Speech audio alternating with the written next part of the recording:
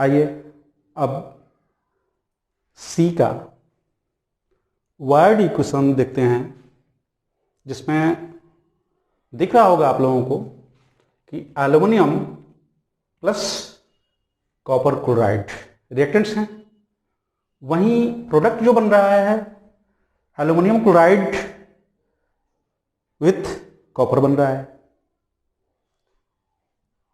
इसे इक्वेशन के रूप में लिखने के लिए हमें सिंबल और फॉर्मूला का यूज करना होगा, जहां हम जानते हैं कि एल्युमिनियम का सिंबल Al होता है, वहीं कॉपर क्लोराइड के लिए कॉपर का symbol Cu, chloride Cl। Copper की वैलेंसी को यहां हम दर्शा देंगे 2, क्लोराइड की वैलेंसी को दर्शा देंगे 1।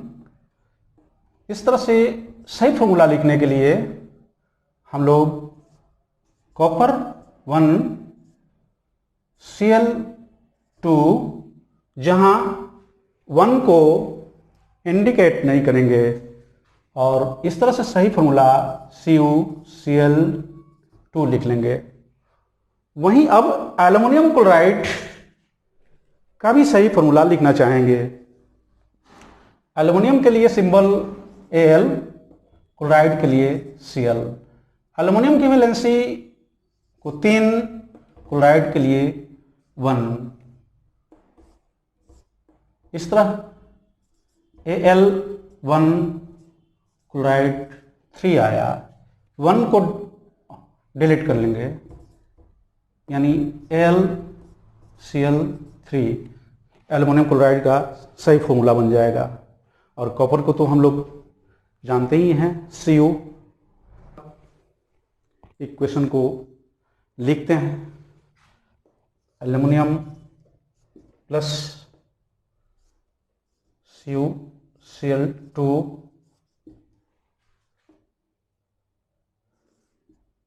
AlCl3 plus Cu। देख सकते हैं इक्वेशन को।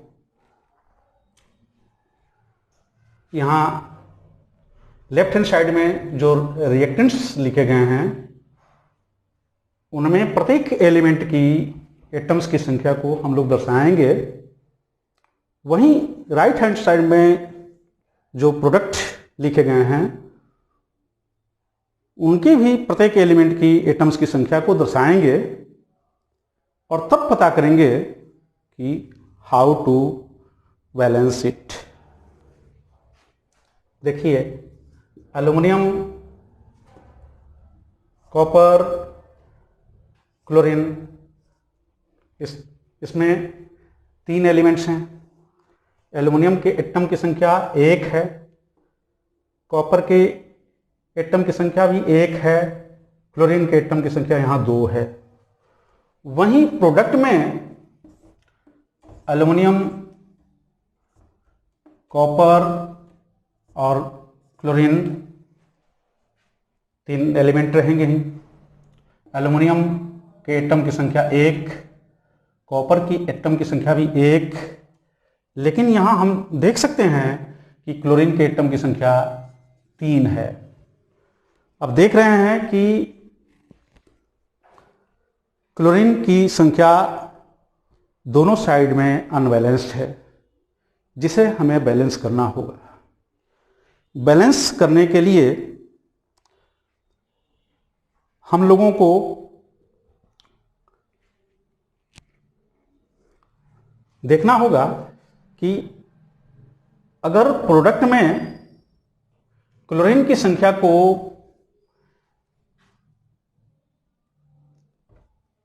3 ही रहने देना चाहते हैं, तो अनबैलेंस्ड रह जा रहा है, तो उसकी संख्या को हमें 6 करना होगा। यानी यहां 2 यूज करना होगा, जिससे प्रोडक्ट में क्लोरीन की संख्या बढ़कर 6 हो गई, लेकिन एल्युमिनियम भी बढ़कर के 2 हो गया। अब हमें देखना होगा कि रिएक्टेंट में क्लोरीन की संख्या अभी 2 दिख रही है और उसे 6 करना है, यानी यहां 3 से हम मल्टीप्लाई कर लें तो 3 2 6 क्लोरीन एटम हो गए, लेकिन कॉपर की संख्या 3 हो गई, जो कि फिर से एक बार यह अनबैलेंस हो जा रहा है। अब प्रोडक्ट में भी कॉपर की संख्या को हमें 3 करना होगा।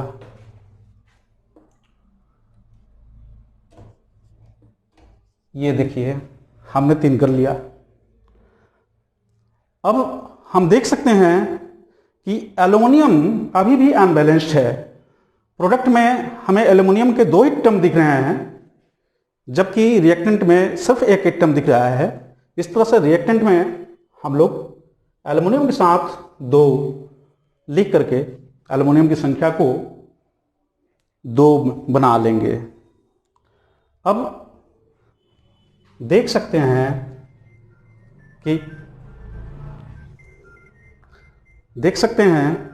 कि क्लोरीन हमारे पास 6 हो गए रिएक्टेंट और प्रोडक्ट दोनों में।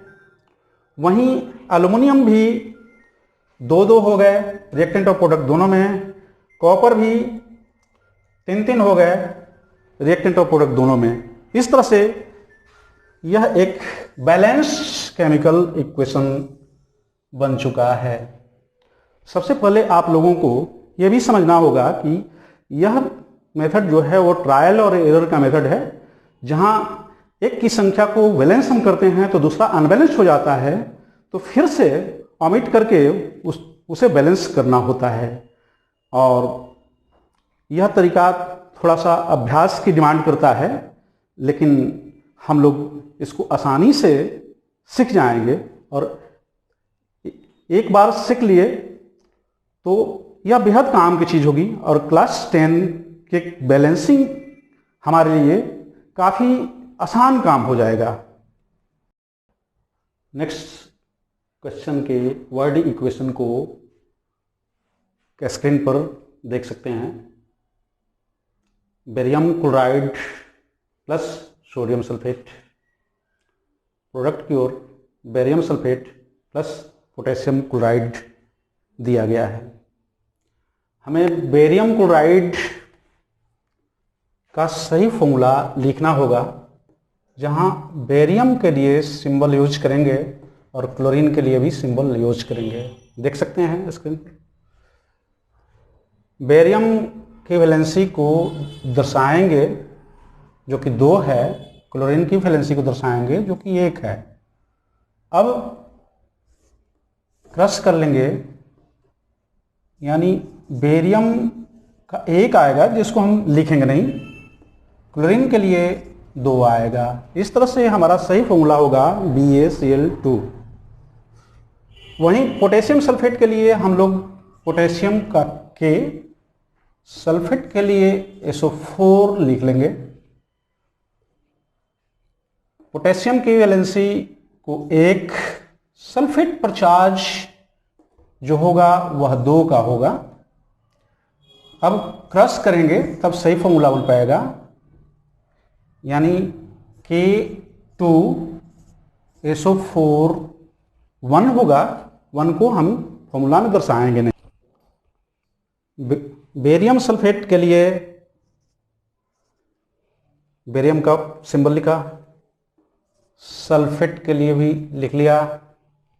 बेरियम की 2, सल्फेट के लिए भी 2, 2 और 2 इक्वल हैं, इसलिए इन्हें हम कैंसिल कर लेंगे और सही फॉर्मूला लिख लेंगे BaSO4। अब पोटेशियम क्लोराइड KCl दोनों की वैलेंसी 1 1, यानी सही फॉर्मूला KCl होगा। अब इस तरह से वर्ड इक्वेशन को स्केलेटन इक्वेशन में बदल लेंगे। यहाँ हमें समझना होगा कि जो इक्वेशन बैलेंस्ड नहीं है उसे स्केलेटन इक्वेशन बोलते हैं, और यहाँ अनबैलेंस्ड केमिकल इक्वेशन को हम लोग लिख लेंगे, या एग्जाम में आपको स्केलेटन दिया रहता है और उन्हें बैलेंस करना होता है, जबकि इस क्वेश्चन में आपको वर्ड इक्वेशन दिया हुआ है, तो इसे सिंबल और फॉर्मूले के यूज से स्केलेटन में बदल लेना होगा। आइए बदलते हैं। बेरियम क्लोराइड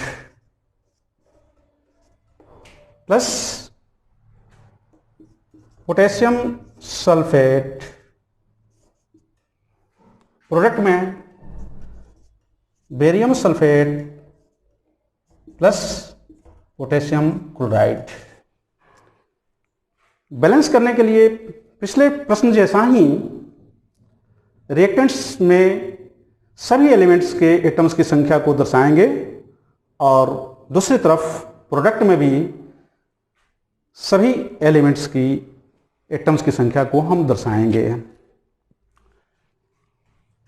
यहाँ देख सकते हैं एलिमेंट्स के रूप में बेरियम, क्लोरीन, पोटेशियम, सल्फर और ऑक्सीजन है।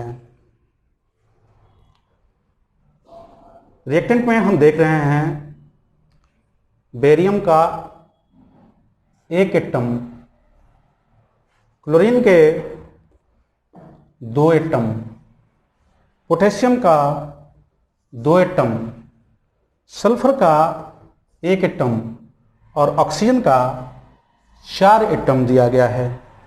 वहीं पर प्रोडक्ट में बेरियम का 1 एटम, क्लोरीन का 1 एटम, पोटेशियम का 1 एटम, सल्फर का 1 एटम और ऑक्सीजन का 4 एटम दिया गया है। दोनों तरफ एक नज़र दौड़ा करके देख लें। बेरियम बैलेंस दिख रहा है, क्लोरीन अनबैलेंस दिख रहा है। रिएक्टेंट में इसके 2 एटम हैं, जबकि प्रोडक्ट में एक ही एटम है। पोटेशियम भी रिएक्टेंट में 2 है, प्रोडक्ट में एक ही है। सल्फर दोनों तरफ एक एक एटम है। ऑक्सीजन भी दोनों तरफ 4-4 एटम है। यानी पोटेशियम और क्लोरीन को हमें बैलेंस करना होगा। प्रोडक्ट की तरफ हम देख रहे हैं KCl है, वहाँ पर मॉलिक्यूल की जगह पर 2 यूज कर लेंगे। इस तरह से प्रोडक्ट में क्लोरीन की संख्या 2 हो जाएगी और पोटेशियम की संख्या भी 2 हो जाएगी। अब फिर से एक बार ध्यान दे लेते हैं कि क्या एटम्स की संख्या लेफ्ट हैंड साइड और राइट हैंड साइड में बैलेंस हुआ। हम देख रहे हैं कि दोनों तरफ बेरियम 1-1, क्लोरीन 2-2, पोटेशियम 2-2, सल्फर 1-1 और ऑक्सीजन 4-4 हो गए। अतः कह सकते हैं कि दिया गया इक्वेशन बैलेंस्ड हो गया।